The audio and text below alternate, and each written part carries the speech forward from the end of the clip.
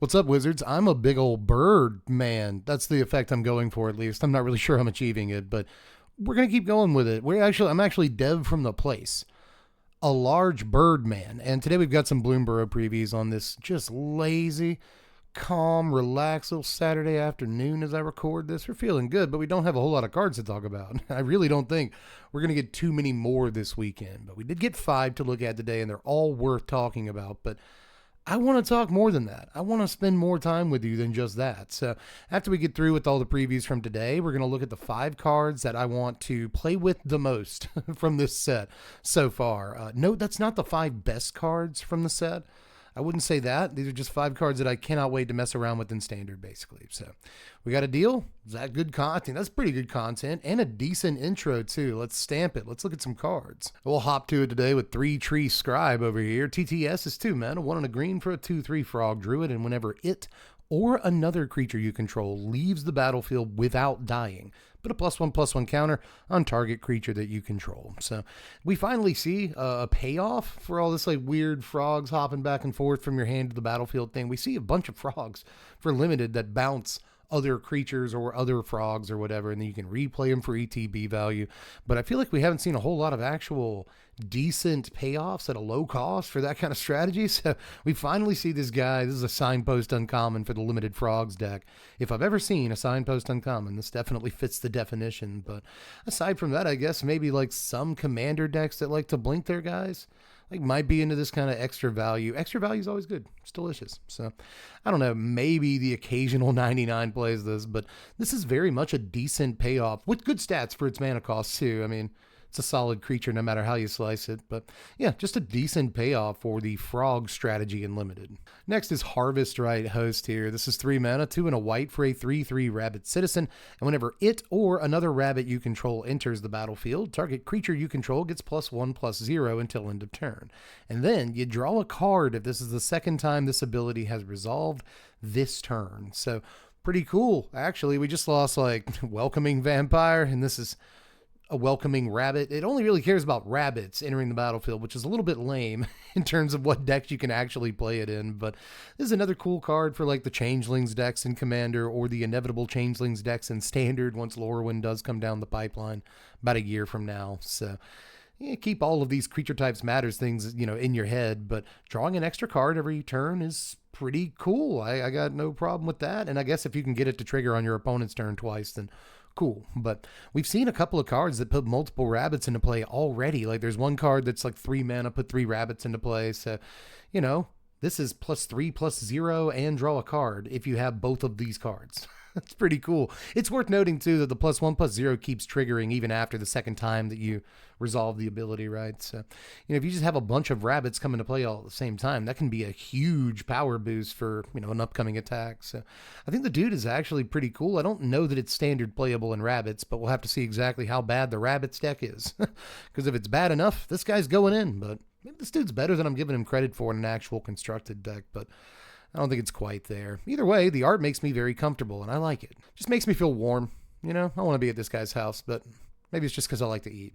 Next is Valley Floodcaller, 3 mana, 2 and a blue for a 2/2 Otter Wizard with Flash. You may cast non-creature spells as though they had Flash.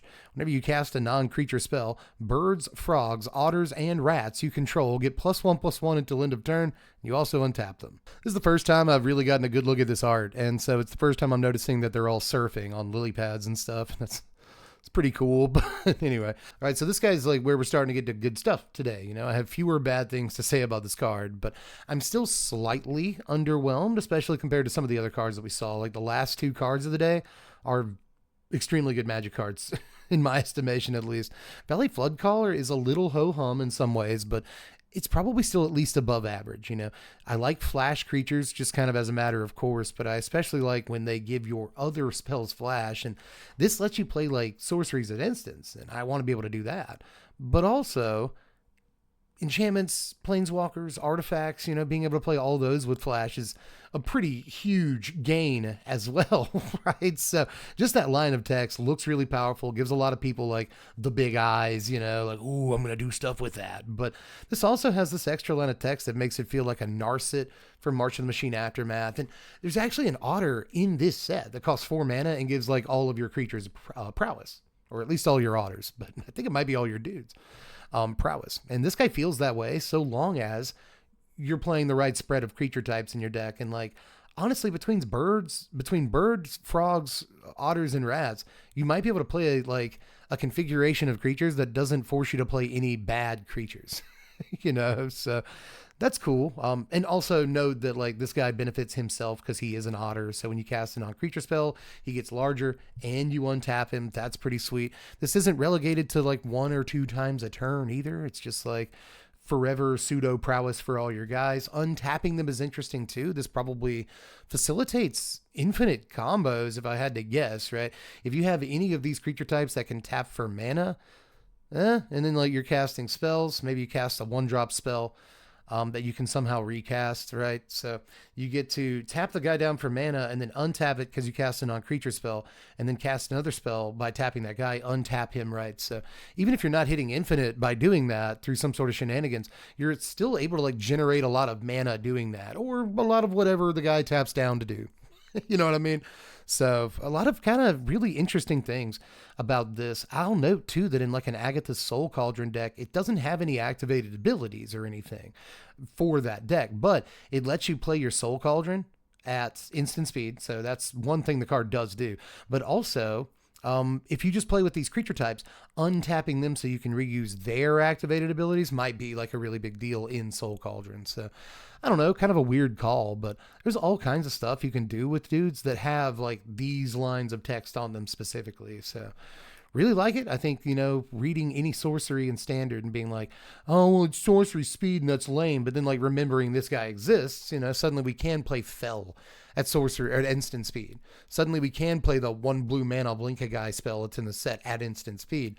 We just got to have this dude. So I don't know. I kind of like him. I'm not sure again that he's like the best card we'll see in the set, but I do think that like he gets the brewing juices flowing, and like that's what I want the most out of a Magic card, so I respect him. And fun fact, favorite Alanis Morissette song? You Oughter Know. Overprotect is up next. This is 2 mana, 1 and a green for an instant. Target creature you control gets +3/+3 and gains trample, hexproof, and indestructible until end of turn. That's pretty good, actually. We recently had a card that I think might be leaving standard this rotation, but I could be wrong. We might actually still have this card. It's like Gaia's Might or something. And again, don't quote me on the name of it. I'll try to put it on screen right here. But it's 2 mana. It's this exact casting cost, this exact speed. It's an instant. And the creature gets like a +1/+1 counter and gets trample, hexproof, indestructible, or trample and indestructible, something like that. And that card very, very, very rarely sees play. So I'm not too sure about this seeing play in standard. I think that you want these effects to cost 1 mana as often as possible. But that said, I'm not going to be dumb. This is a really good Magic card. All things considered, a giant growth plus the trample that you need to actually break through with the guy, plus hexproof, plus indestructible. Your slick shot is what? 3, 4, 5, 6? 6 trample, flying, hexproof, indestructible to Leote. Monastery Swift Spear, obviously the card's good with. There's a million cards this card is good with, you know what I mean? So that we have currently available in standard, like a Gruul Spells deck with Swift Spear and Slick Shot and, Fugitive Codebreaker, like Picnic Ruiner sometimes. Like this is already a deck. And so this could slot in really well to that, or a number of other decks, a mono green stompy deck of some kind, because again, counter a spell, basically counter a removal spell during combat, and break through for 1 million is just an amazing ability. So I could definitely see this seeing like a good amount of play if conditions are correct. And again, honestly, like that power boost is certainly not nothing. Certainly more than something, even, I would say, if that's proper English. +3/+3 is a ridiculous amount. So I don't know, man. I think there's definitely something here. And even though it costs a couple of mana to, counter a removal spell, and That's twice as much as you usually want to spend. I still think that we are definitely getting there in terms of like what I will spend 2 mana on when it comes to this effect. Last card of the day here is Balin the Haymaker. This thing is awesome looking to me, man. This is Naya colors. I had to think for a second. Where'd my brain go? A red, a green, and a white for a 4/3 legendary rabbit warrior. If you tap 2 untapped tokens you control, add a mana of any color. If you tap 3 untapped tokens you control, you get to draw a card. And if you tap 4 untapped tokens you control, you get to put 3 +1/+1 counters on Balin the Haymaker and have it gain trample until end of turn. I think this card is actually incredibly good. It looks like just like a fun commander to kind of mess around with. I'll brew with this on a Saturday night. We'll all have a good time, eat popcorn, have a little something to drink, watch a movie. But I think that actually this has like standard applications. The first thing I want to discuss, probably the only real thing I want to discuss, is slotting this into Boros Convoke. And yeah, you got to add green to do that. And that is easier said than done. One of the good things about Boros is that it's so streamlined. It never added green for like Yetmir or anything. So why would it add green for this? It actually reminds me of a couple of creatures that are in Boros already. And I think that it aids Boros' game plan like an awful lot, man. Like, first of all, you probably can't do this on curve very easily, but there are lines to do this on curve, right? Novice Inspector on turn 1, Gleeful Demolition on turn 3 or 2. I have 3 tokens. So if I play this on turn 3, I can draw a card. And that kind of feels like a Knight Errant of Eos, right? 4 power creature that like gets you a card, in this case 1. So not as good as Knight Errant in a lot of cases, but again, it doesn't have to be as good as Knight Errant because it does other stuff, As far as the tap 4 untapped tokens, the third ability on the card, that reminds me of Warden of the Inner Sky, right? Tap down a bunch of stuff, any combination of artifacts or creatures you control and it gets larger, but that ability is sorcery speed only. Whereas this, or at least I think it's do it only on your turn or something like that. This you can do whenever you want to do it. And that's amazing. So I think that there are times where this comes into play on turn 3 and it is coming in for 7 trample on turn 4 super easily, right? Like tap down a couple of clues or treasures or foods or like whatever you've got because that deck generates tokens so quickly. Or again, Gleeful Demolition tokens, bats from Sanguine Evangelist. There's Resolute Reinforcements tokens. Again, this deck gets in a ton of tokens like very, very quickly, like starting turn 3 or 4. It'll have a board full of them. So, this can break through. And there's not a whole lot in Boros that can break through in the way this is capable of doing it, right? Again, Warden of the Inner Sky can kind of do it. And Knight Errant of Eos is just the largest creature in that deck. You're hoping most of the time to go wide and then Imidane's Recruiter and win the game that way. Or attack with Sanguine Evangelist and get the Battle Cry and win the game that way. But this is a way to go a little bit taller that the deck didn't currently have access to that I think is really important. The trample is sick. You can do it at the end of your opponent's turn or during their combat step too. Who cares about the trample so long as it's getting huge. And then on the crackback, you can just tap more tokens down and come in for like 10 damage. Trample. And that's kind of just nuts. Like that third ability is very good. I know 4 tokens seems like a lot, but there's actually multiple decks, not just Boros, multiple decks in Standard that are capable of creating like this many tokens very quickly. When it comes to the first ability, I haven't even talked about this yet, but again, if you like Novice Inspector on turn 1 in Boros, and then do there's like so many things the deck can do on turn 2. You can play another Inspector, you can play Resolute Reinforcements, there's a lot of ways to generate tokens. And then on turn 3, this can come down and immediately, tap 2 clues or whatever it is. And add a mana to where you can play another 1-drop, right? Like you can Gleeful Demolition the same turn. You can tap down, 2 clue tokens and then add a red mana and then sacrifice one of the clues that you just tapped for the mana to Gleeful Demolition. And like, that's a really good, it sounds like a good line to me, man, to put, 7 power on the table on turn 3. And you're very capable now because of the way Gleeful Demolition and this work in tandem. You're very capable of, having a 7 power creature that can trample in on the next turn. So, and that's if your tokens can't get in, if you're not just going to recruit her anyway, and like the tokens are going to sit there and look stupid, then like suddenly your tokens can contribute to this guy trampling in. So I don't know. I'm talking a lot about this card, mostly because we didn't have a lot of cards to talk about today. And I actually think that there is a lot to praise like in Standard about this. That is all the cards from today, at least. And again, I don't think we're getting cards. tomorrow on Sunday as I record this. But I do want to hang out and do a little bit more content because I can never really take a day off. I just can't do it. After I get done recording this, I have to record 7 videos in a row of me, hitting random on Scryfall 10 times and reviewing those cards. I'm doing it on the other channel and all that. So again, I can't take any time off. But let's move on though to 5 cards that I cannot wait to mess around with in Standard. Again, just a refresher, not like the best cards that we've seen in the set so far. That's not really my style. You know what I mean? I like fun cards that I can't wait to like brew with and just see how good they are, sort of in context of doing kooky, goofy stuff. But with that said, you already see this first card on your screen. This is kind of my honorable mention for this top 5. And it's Vinereed Mentor. In case you haven't seen it yet or refresh your memory, it's Golgari colors, 2 mana for a 3/2 Squirrel Druid. When it ETBs or dies, you get a food token. Very simple card, very reminiscent of like a Blood Tithe Harvester. And I think this card is just kind of bonkers. Again, I think that in Golgari decks, between this and Restless Cottage, just those 2 cards alone, you've got a fair amount of food production. But, there's also dedicated food decks that have like Gumdrop Poisoner on 1, Vinereed Mentor on 2, and then you can like play Poisoner as an adventure, or whatever. You play her as a creature on 3. And you just have like plenty of other turn 3 options to kind of take advantage of the fact you have so many tokens in play. We've already seen not just the Rakdos and Grixis decks that ruled the Standard back in their day, but, also plenty of decks in the current environment, like Boros again, that just create tokens at this massive clip and then leverage those tokens in new and exciting ways. I think Vinereed Mentor is going to be really, really good at doing that, again, in like multiple different builds. So just probably a pretty key card for a number of decks right now that either want to do like a mid-range kind of value grindy thing, and either you sacrifice the food for actual life, or again, you get value out of them somehow. You bargain them away or something like that. There's a lot you can do with an artifact right now.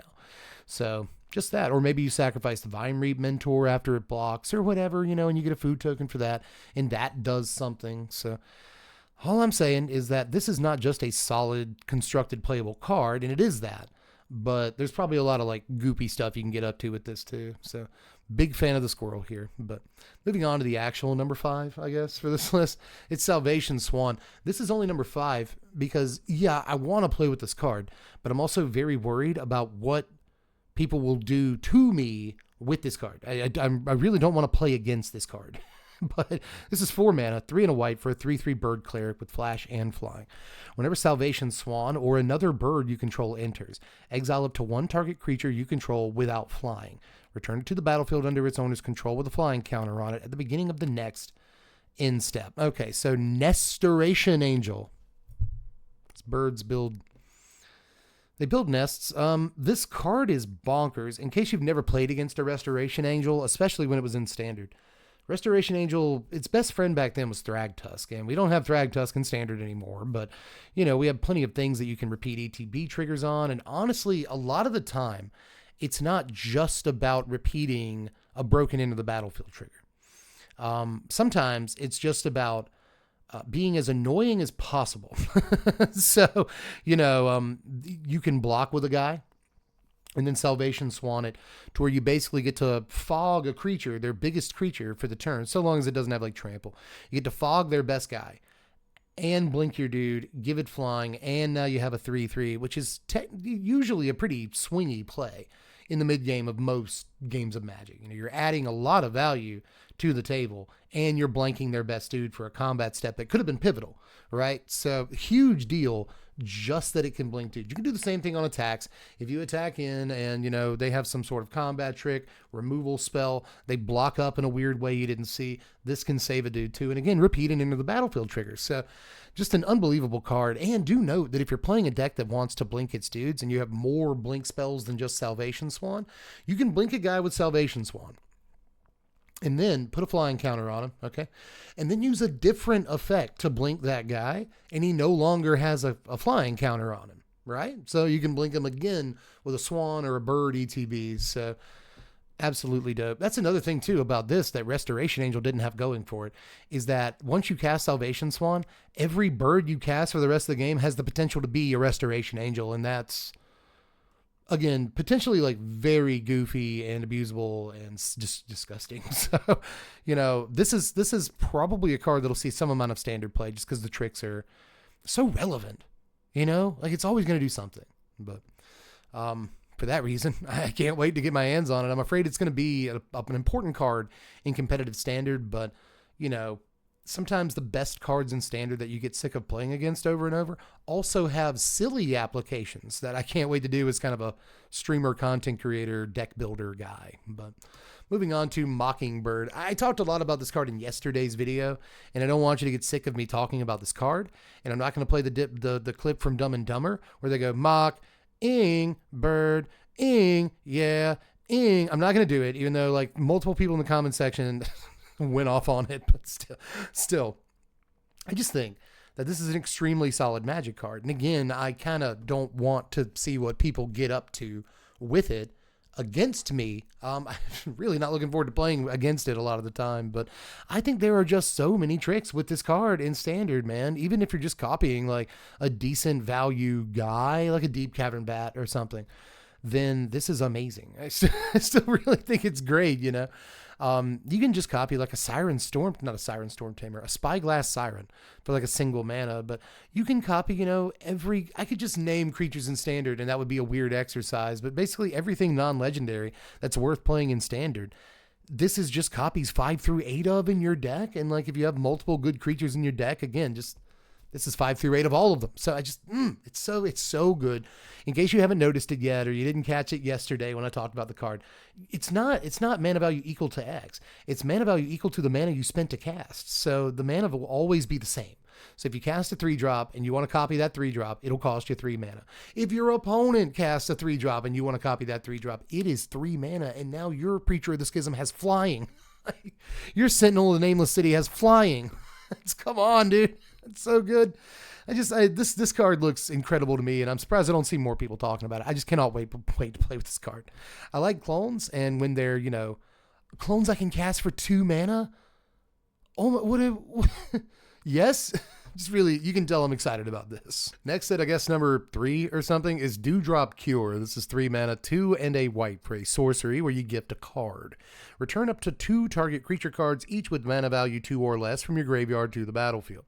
If the gift was promised, instead return up to 3 target creature cards, each with mana value 2 or less, from your graveyard to the battlefield. So you don't even have to gift a card in order to make this spell very good. You get 4 mana value in total for 3 mana. So you're kind of cheating on mana. And if you want to, you can actually double the mana value you're getting out of this spell so long as you give your opponent a card, which might not be a huge deal.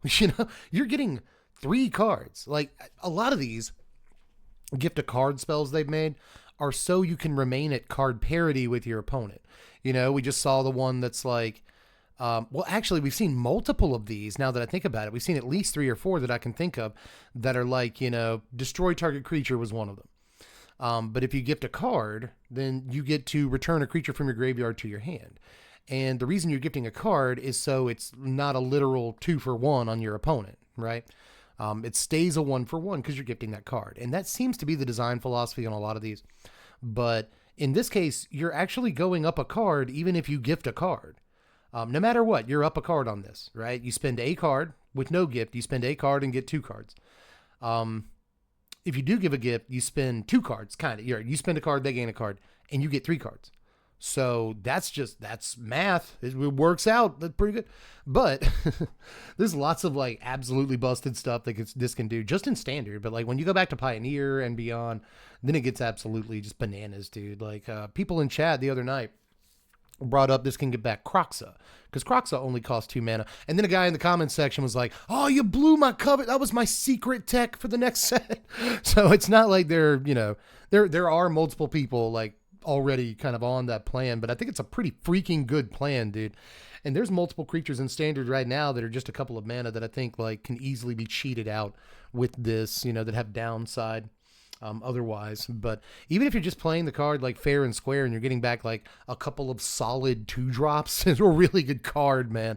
It's worth playing, I think, in like certain aristocrats builds that are always sacrificing creatures. Sometimes those creatures are important, and it wants to keep creatures in place, right? Like a Elisilkor or Vron or etc. You know, it's got plenty of sort of key pieces that it needs on the battlefield to work. Bartholomew and all that. So, you know, this helps you do that, but also if you do have your pieces in place, helps you get back sack fodder to just sacrifice again, right? So many cool things about this. You know, Aristocrats is only one example. There are combo builds that want this, but I'm pretty sure there are also aggro builds that play specific creatures that they need on the table that also probably want to play a couple of copies of this. So I love it. I love it. I love it. And I think that there's a lot of brewing you can do with this card, right? So we'll move on, though, to the number 2 card. It's Bandits Talent. This is 2 mana, 1 and a black for a class. This is my favorite looking class so far for kind of obvious reasons if you know me personally. When Bandits Talent enters, each opponent discards 2 cards unless they discard a non-land card. For a black mana, you can level it up at the beginning of each opponent's upkeep. If that player has 1 or fewer cards in hand, they lose 2 life. And at level 3, it costs 4 mana to do this, at sorcery speed, mind you. At the beginning of your draw step, draw an additional card for each opponent who has 1 or fewer cards in hand. Now, to be clear, I don't love this last mode. I did gush about this card pretty recently in preview season, but I don't love the last mode. I just think that it's an incidental mode that you might want sometimes, you know, like if it's late enough in the game, you drew dead for the turn, you know your opponent's going to be on, you know, 1 or no cards next turn. Then this is basically, you know, 4 mana, draw a card as soon as you say go. And if it only gets you the 1 card, yeah, 4 mana is a lot to spend, but at least it got you a card. And if your opponent can't, you know, remediate this situation sometime soon, it's going to draw you 2-3 cards as you try to finish this game off, all while dealing damage to them every single turn too. And that's what I'm most excited for, is the kind of like rack style effect on this card that's actually really easy to get to. It's only 3 total mana, and you can pay it in installments. So you play this on turn 2, and then on turn 3, you can pretty easily, you know, level this up and then play a Deep Cavern Bat or another copy of Bandits Talent for that matter, and make them discard another card. I like the first mode. I think it's a really interesting take on discard that we don't see very often. If your opponent discards 2 lands, I think that's good for you. But forcing them to discard a non-land is also pretty good. So take them off their game plan. I just like everything about this. I really do. I don't know that you ever really have to get to the 4th mode, but discard decks do need some sort of card advantage. But even if you never get there, this is a real payoff for making your opponent discard cards in Standard right now, and we just did not have a whole lot of those that are like actually playable, you know. But the shell, you know, this plus Deep Cavern plus Liliana plus a couple of other things, you know, Aclazot, maybe something like Hopeless Nightmare or some other 1 mana, you know, discard effect. We could really start to like actually cook discard here. So huge fan, dude, a huge freaking fan. Really want to play with this card. Iridescent Vine Lasher, though, is my number 1, and I think a lot of you could have called that because it's your number 1 too. I got a lot of support when I said this is like my favorite 1-drop of all time. I had a lot of people sort of agreeing with me, and that's crazy considering Magic's been going on for 30 years, and like there's a bunch of really good 1-drops that have been printed. But a lot of us are in agreement that this is sort of the one that we're the most excited about, even if it's just recency bias, you know, like we're really, really into this. A single black mana for a 1/2 lizard assassin with offspring too. It also has landfall. Whenever a land you control enters, this creature deals 1 damage to target opponent. So, oh man, like whether you offspring it or not, this is pretty good. Like if you get started, if this is your turn 1 play, I think that you're feeling pretty good about that. But, you know, even if you offspring it on turn 3 or you offspring it on 4 and then drop a land, those are good things to do. You draw it on turn 7, it turns all of the, you know, dead land draws you get for the rest of the game into like actual action. Really good with ramp pieces, obviously, and especially good with stuff that ramps more than 1 card. Also pretty funny with like Awaken the Woods, you know, you get a bunch of pings for that. So just all kinds of tricks with this. But even if you're not actively, you know, putting bad cards in your deck so you can do stupid tricks with this, then like it's still a solid Magic card because it's a 1-drop that represents like a bolt's worth of damage at the very least, most of the time. I've also just like always been a big fan of mono black burn strategies, We try to do one every like couple of seasons here on the channel, and it's always been like one of my better performing videos because it turns out mono black burn is a concept a lot of people are, you know, they hold near and dear, I should say. 8 years we've been doing mono black burn content, and everyone's always like, yes, it's time, let's get my popcorn down from mono black burn, baby. And like, we've got some good mono black burn pieces in standard right now, but this guy, man, it really truly gives me hope that deck could be very good for once. And even if you have to go Rakdos, like, sure, Rakdos burn, whatever. This guy's amazing. Again, turning like dead draws late in the game into some form of action works with the deserts we just saw too. Those like dual lands that deal a damage when they come into play. Now they deal 2 damage at least when they come into play. You got 2 of these in play, play a desert, you bolt your opponent just because you drew a land. And that is extremely relevant, I think. So yeah, man, I could talk about it all night. I haven't even talked about it, you know, Aftermath Analyst, right? And other like bring all the lands from your graveyard back effects this works really well with. So this has so much work to do in the upcoming standard, and not beyond that too. Like Pioneer, Commander, this has work to do in. Oh, in standard, by the way, this commits crimes. It targets an opponent, and there are plenty of, you know, mono black cards that are super into that too. just that as an idea. So my God, it just over and over and over. This card has a lot of places it can go. And even if it's not giving you extra synergy with some weird idea you've got, then like it's still just good. It rewards you for just playing Magic. You have to play lands, so you know, really good card. Really awesome too with like Bristly Bill as like your 2-drop, you know, landfall 1-drop, Bristly Bill landfall 2-drop. Just again, I'm really gushing about this guy a lot because I have a lot to say about him. And I'm sure I'll say all those things hundreds of times before it's all said and done. Just easily my favorite card in the set right now, and I don't know what they would have to print to change that. But yeah, I think we actually squeezed some pretty good longish content out of these 5 cards today. So anyway, I hope you enjoyed yourself. Just let me know how you felt about everything that we looked at today. I gotta say, Balin though? Balin? I'm not Balin on this card. I'm gonna stick with it and see how good it is. Throw in Haymakers. You gotta love that name too. Anyway, that's all I've got for this one. Do the YouTube stuff on your way out. Check out all the other videos we've done for preview seasons so far. I'll leave a link in the description of those. You can check out the Patreon if you want to support this extremely caffeinated, fast-moving, fast-talking content. I sound like the Hot Wheels guy. You remember the Hot Wheels guy? Was it Hot Wheels? Or was it Matchbox Cars? Now I can't remember. I sound like a guy that talks really fast because I'm a guy that talks really fast. But anyway, sub to the sandwich, share the video around so all your friends and family can see it. You want your grandma to see this video, don't you? Hey, grandma, I found a really fun video for you. What's going on? What's these cards? Are these cards? I don't know what cards. I can't see. Grandma just watched the video. Get this guy some watch time. He deserves it. Anyway, that's all I've got. Bye. No, I can't do it that way. I love you all very much. I am Dub from the place. Thanks for watching, Wizards. Spread love and be kind.